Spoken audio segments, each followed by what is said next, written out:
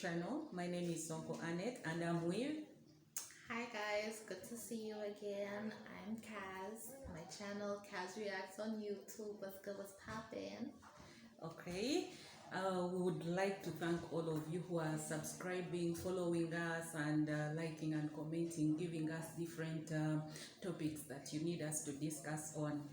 Our topic today is about common mistakes we do as parents. Yes. Kaz, maybe you can first tell us what common mistakes do you think we do as parents? The list is long. Mm-hmm. The list is very long. I came with some notes because I have the memory of a chicken. Mm-hmm. So I always need to write things down, otherwise I'm just gonna forget.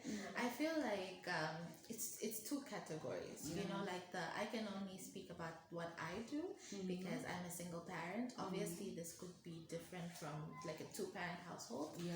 But I feel like one of my biggest things that I come back to is I feel like I don't spend enough time with my kids. Yeah. You know, like you wake up in the morning, you're rushed, you need to get to work, they need to get to school, you get home, then it's homework, and you need to cook, and what. Before you know it, the day is over, and you haven't even really sat down to talk to one another.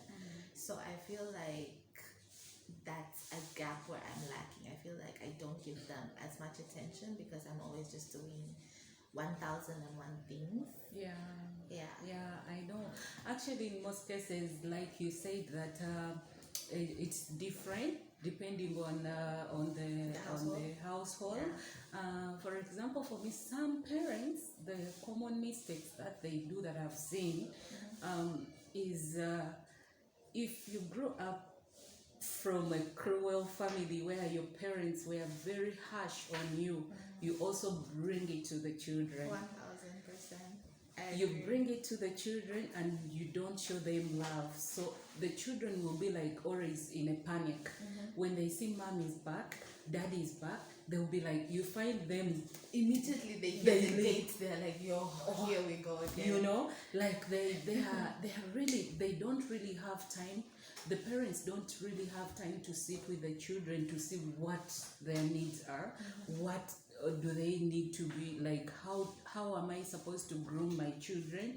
Am I looking after my children in the way that I'm supposed to do? I think some parents completely forget that, and then they think that being harsh to the children will help them because they were harsh to them. They and think of it as tough love. Yeah, exactly. But I think you need to parent according to your child's personality. Exactly. Sometimes tough love is suitable for certain types of personalities. I'm the type who's like, tough love, no.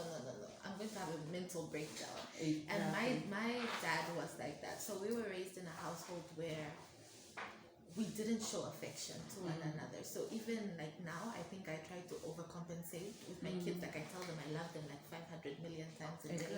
Just because I think I heard my dad tell me he loves me maybe 3 times total. I know. So that's how he was raised. So instead of taking a different approach, he brought the parenting techniques that his parents were utilizing, and he used them on us. And I think with myself and my siblings, we reacted to that type of parenting differently. So we each grew up. We grew up same mom, same dad, same household, but it molded us in different ways. So And again, there are parents you have 5 children, and these children all have different personalities. They have different characters, but you would want the one who behaves well should be an example to others. And then you don't know that you're creating a gap between these children. Between them and that favorite one, you know. And my point is that if you see that these children embrace them according to their personality, that's how you can befriend them and even learn them more Because if you are like, no, this one, why don't you do like your Why can't brother? you be Why like can't you be like, yeah, you why know, can't you be like Maria would never do do this, such you know? types of Yes, things. you're a bad boy. You're You're a breaking bad down girl. your child's self-esteem. I feel like. Exactly. And you find these other children who becomes aggressive. They're always like in fights with the siblings. And at times, you know that there are children who confide in their teachers than their parents. Yeah. And then at times they call you at school and they tell you that your child has done this, and you're like, oh my God, my child can't do this, you know? Can you imagine? Because you don't listen to your child. Exactly, and you don't even create that mother-child relationship whereby, like, I have a friend who normally allows the daughter to bring friends at her place. They have a sleepover, and then she tries like to sit down with the girls. That's good. And then when they sit down, she asks them, okay, what do you think about certain issues that you know girls go through? If your child is at the age of 14, that is the child where children discover a lot of things and they see a lot of things. So you as a parent, I think you're supposed to come in so that they don't get confused. Yes. So if you come in and you tell them how the world is operating, because this regime, my dear, they are into internet, Gen Z, they know more than like we know. Combined, you know, now. they no longer play like the games you used to play when we were young. They're like you know, a doll for what? You know, they're just on their phones. It's all about like internet. And, like the internet is such a vast place. Like a kid who's like 10 already knows the ins and outs of biology. If you know what I mean? You know, it's wild, and you can get shocked. So us as parents, we need to fill the gap. Yes, they're seeing a lot of things, but what do their parents talk to them? If you always appreciate your children, you tell them, I love you, baby, you're the most beautiful girl on the planet Earth. You're smart, you're intelligent, not like, you're dark, come here, you're pink, come here. I think that's the favorite one. Like if you'll be calling your child back, come on, like build your child up. The home is where the child is supposed to be built up.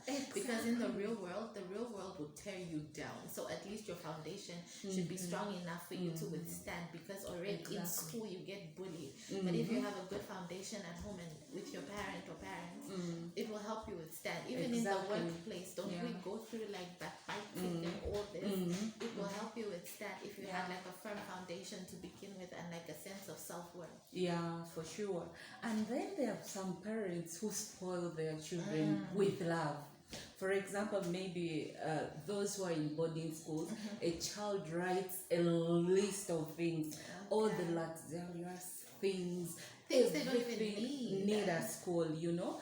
Then you find that if that child gets exposed to these internet things, they really get more spoiled because the parent has given them freedom. I'm not saying that you are not supposed to give your children freedom, but have a limit. At what point are you supposed to come in as a parent, and at what point are you supposed to just leave the child to discover by themselves? So I think there we do mistakes. We parent differently, and then in as much as we parent differently, you find that still there are advantages and disadvantages of your parenting. Yes, because at times there are parents that when you hear, oh, daddy is going out for a week, and then you start jubilating. Yes, at least we are going to be free for a week, you know. And then when he comes back, you are this innocent, humble, and those are the children that you find at times they go out, sneak out of the house at night and go, you know. Like I feel like if you restrict a child too much, when they get a taste of freedom, they're gonna go buck wild. They're gonna go crazy. That happened to me. I grew up in such a restrictive household. Like I couldn't have sleepovers, like how you said your friend does. I couldn't go. I couldn't invite. It was just homeschool or home tuition or home French classes. That was it. So I wasn't really allowed to interact with my peers. So when like I hit college and I was of that age of like just a little bit of freedom, did I not go crazy? I know. Like it is so. I feel like you need to. I think that's why I take the tag with my kids of I don't want to just like be strict parent. I try to be like 50% parent, 50% Yes, friend. exactly. You should know that I'm your parent, you should respect me, but also you can tell me anything. at the Yeah, same time. exactly. And we can joke and we can hang out and we can have fun. I think that's really Yeah, important. you also. have to balance Balance it. it. Yes, where you need to be strict, please be strict, and where you need to be soft, be soft, so that these children can disclose, that they can confide in you as parents, because you're the only person who can guide your children well.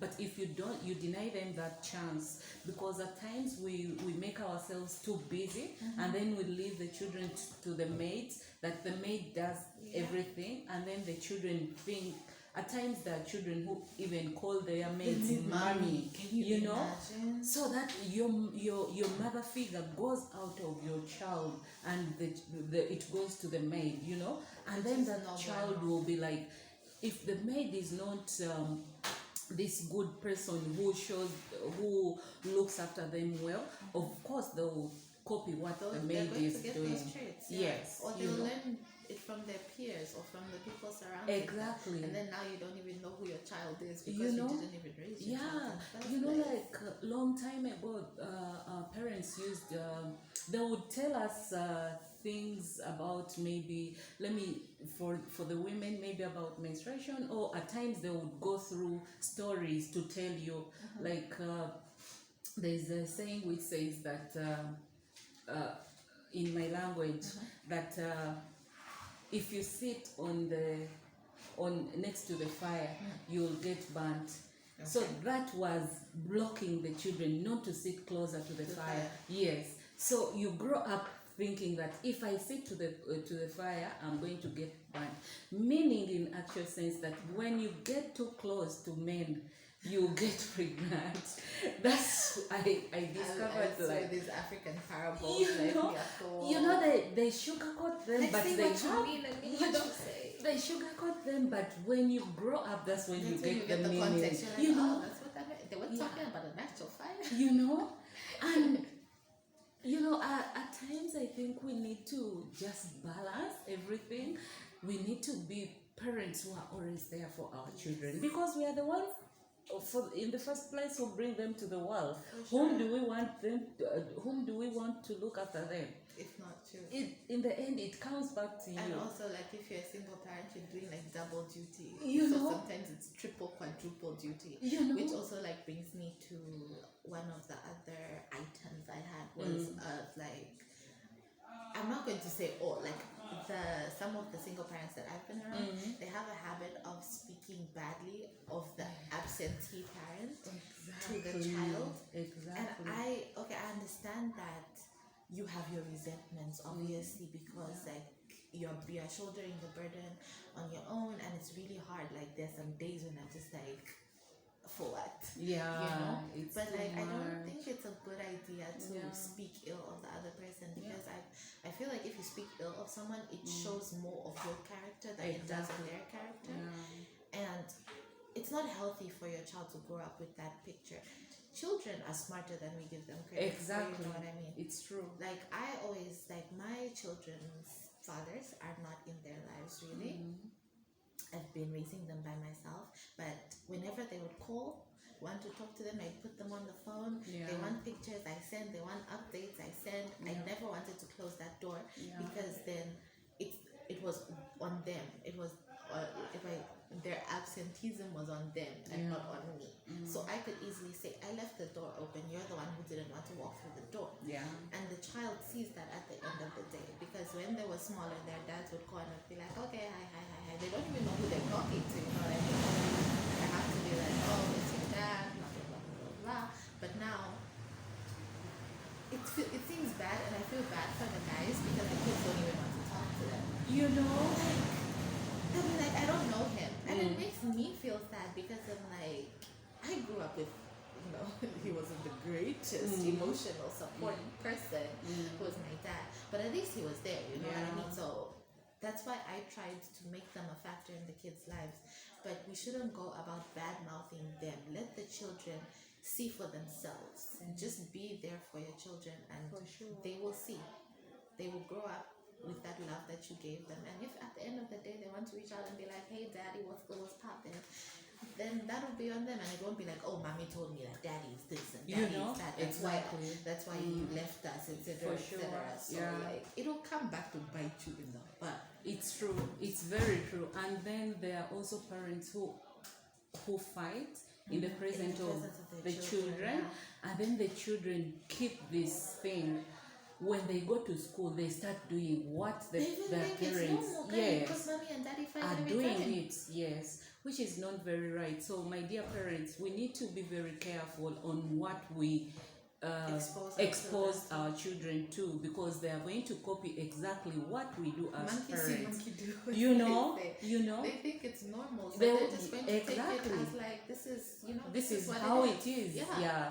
It's not. It's really not good. Yeah, for sure, it's not really good. You know those parents, those ladies or those gentlemen, those single parents. Every time they get a boyfriend, it's let's go. You meet my children. Oh, this is your new mommy. Oh, this is your new daddy.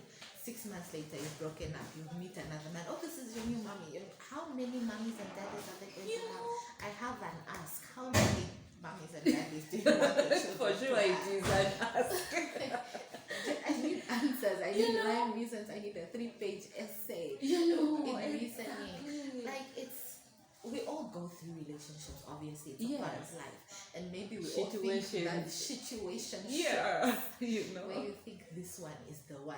It's always the one until it's not. So just keep it. I'm not saying like hide it or whatever. Just be like, this is my friend or whatever.